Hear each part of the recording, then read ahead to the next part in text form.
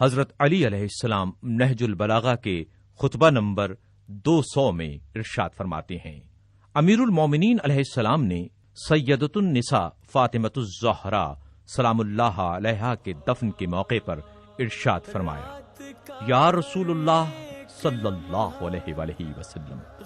آپ کو میری جانب سے اور آپ کے پڑوس میں اترنے والی اور آپ سے جلد ملحق ہونے والی آپ کی بیٹی کی طرف سے سلام ہو۔ یا رسول اللہ صلی اللہ علیہ وآلہ وسلم،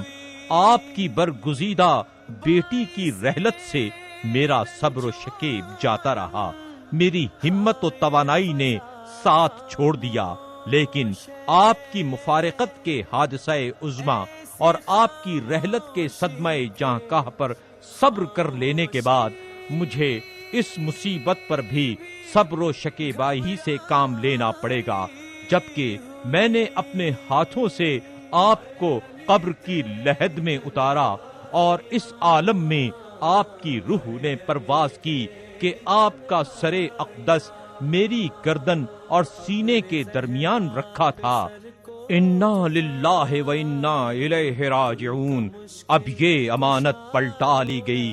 گروی رکھی ہوئی چیز چھڑا لی گئی، لیکن میرا بے پایاں غم، میری راتیں بے خواب رہیں گی، یہاں تک کہ خداوند عالم میرے لیے بھی اسی گھر کو منتخب کرے جس میں آپ رونق افروز ہیں۔ وہ وقت آ گیا کہ آپ کی بیٹی آپ کو بتائیں کہ کس طرح آپ کی امت نے ان پر ظلم ڈھانے کے لیے ایکا کر لیا۔ آپ ان سے پورے طور پر پوچھیں اور تمام احوال و واردات دریافت کریں۔ یہ ساری مصیبتیں ان پر بیت گئیں، حالانکہ آپ کو گزرے ہوئے کچھ زیادہ عرصہ نہیں ہوا تھا اور نہ آپ کے تذکروں سے زبانیں بند ہوئی تھیں۔ آپ دونوں پر میرا سلام رخصتی ہو، نہ ایسا سلام جو کسی ملول و دل تنگ کی طرف سے ہوتا ہے۔ اب اگر میں اس جگہ سے پلٹ جاؤں تو اس لیے نہیں کہ آپ سے میرا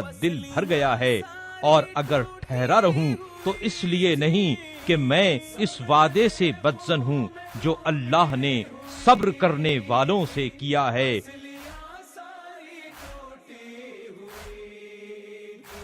دل میں احساس کر کر کے آئے، دل کا مشکل کشا رو رہا ہے۔